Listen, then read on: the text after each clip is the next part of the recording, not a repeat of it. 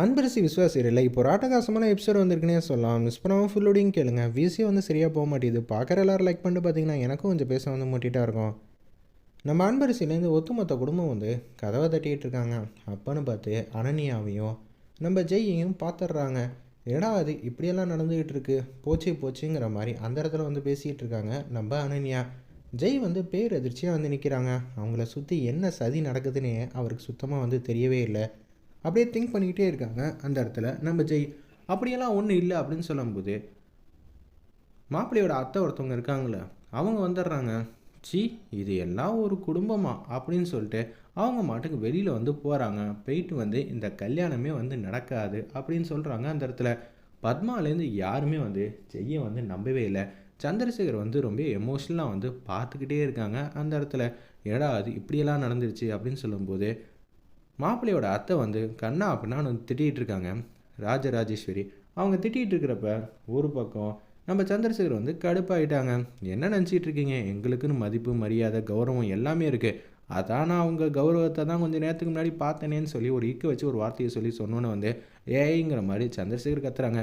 நீங்கள் கத்துற அளவுக்கு நடந்துக்கல. நான் இத்தனை நேரம் வந்து அமைதியாக இருந்த ஒரே காரணம் அன்பரசிக்காவை மட்டும்தான். என்ன பண்ணுறது, அவள் தங்கமான பொண்ணாக போயிட்டா. இல்லாட்டி இந்த பிரச்சனையை நான் வேறு லெவலுக்கு கொண்டு போயிருப்பேன்.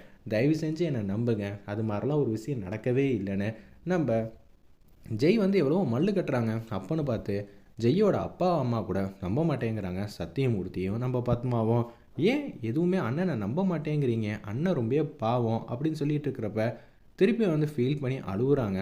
நம்ம அனன்யா அழுதுகிட்டே இருக்கனால இவ சொன்னதையே சாதிச்சிருவாளோ அப்படின்னு சொல்லிட்டு இருக்கிறப்ப இனிமேட்டு இந்த கல்யாணம்லாம் நடக்கவே நடக்காதுன்னு சொல்லிட்டு குடுகுடுன்னு அவங்க மட்டும் போகிறாங்க. மாப்பிள்ளையை கூட்டிகிட்டு ராஜேஸ்வரி வந்து ஒத்துமொத்த ஃபேமிலியும் கூட்டிகிட்டு அவங்க மட்டும் போக ஆரம்பிச்சிடுறாங்க.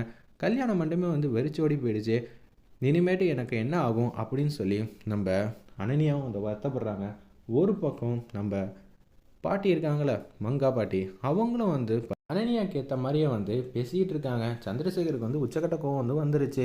என்ன நினச்சிக்கிட்டு இருக்கோம் உன் மனசில் அப்படின்னு சொல்லும்போது தயவு செஞ்சு என்னை நம்புங்க, அனன்யா தான் என்னை வந்து கூப்பிட்டுருந்தா. ஓ இதெல்லாம் நான் நம்பணுமா, என் பொண்ணை பற்றி தப்பு தப்பாக பேசுறியா அப்படின்னு சொல்லும்போது அன்பரிசி கூட வந்து இந்த விஷயத்தை வந்து ஜீர்ணிக்கவே முடியல. சுற்றி இருக்கிற யாருமே வந்து ஜெய்யை வந்து நம்ப மாட்டேங்கிறாங்க விஸ்வாவை தவிர. விஸ்வாவுக்கு தான் வந்து அனன்யாவோட தில்லுமுள் எல்லாம் தெரியுமில்ல, அதனால வந்து அவங்க மட்டும் நம்ம ஜெய் பக்கம் தான் ஆதரவாக நிற்கிறாங்க.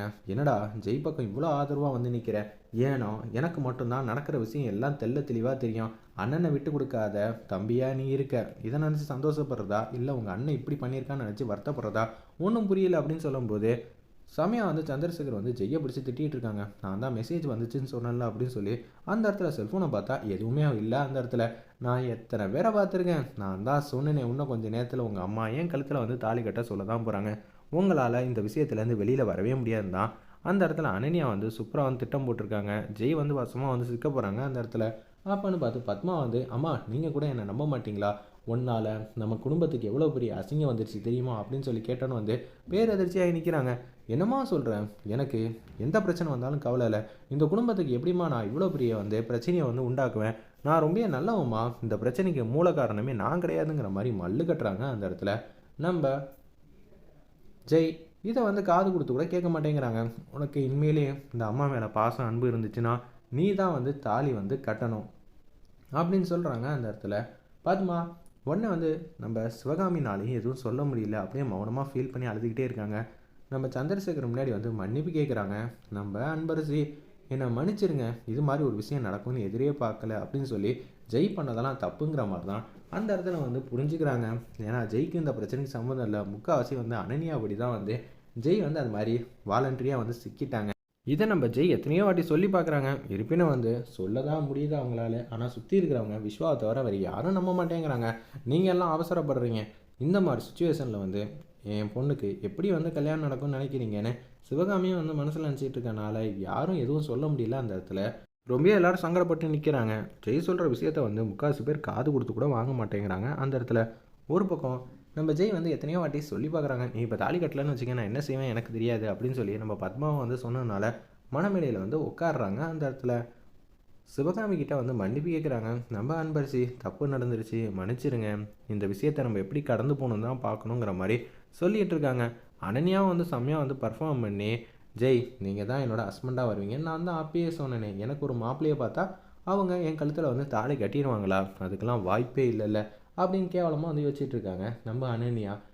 மணமேடையில் வந்து உட்காடுறாங்க நம்ம அனன்யாவும், ஒரு பக்கம் ஜெய்யும். வேறு லெவலில் இருந்துச்சுன்னே சொல்லலாம் அந்த சீன்லாம். ஜெய் வந்து என்ன சொல்கிறதுனே தெரியாமல் தடுமாற்றத்தில் வந்து அம்மா சொல்லிட்டாங்கங்கிற ஒரே காரணத்துக்காக வந்து யோசிக்கிறாங்க. சரி விடு, இப்போதைக்கு என்ன பண்ணலாம், நீ வேணால் என்னை ஜெயிச்சிருக்கலாம், ஆனால் என் வாழ்க்கைக்குள்ளே உனக்கு இடமே கிடையாது அனன்யா அப்படின்னு சொல்லி உச்சக்கட்ட கோபத்தில் வந்து பேசுகிறாங்க. நம்ம ஜெய் வந்து வேதனைப்பட்டுட்டு இருக்காங்க. அந்த இடத்துல விஸ்வானாலையும் எதுவும் பண்ண முடியாமல் அந்த இடத்துல மௌனமாக நிற்கிறாங்க.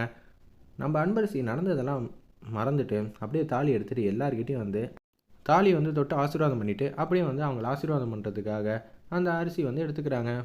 அப்படியே வந்து எல்லோரும் வந்து வாங்கிக்கிறாங்க போல இருக்குது. திருப்பி அந்த தாலியை வந்து ஐயர்கிட்ட வந்து கொடுக்குறாங்க. அவங்க அந்த தாலியை வந்து நம்ம ஜெய்கிட்ட வந்து கொடுக்குறாங்க. வெயிட் பண்ணி பார்ப்போம். எபிசோட் ரொம்ப பரபரப்பாக இருந்துச்சுன்னே சொல்லலாம்.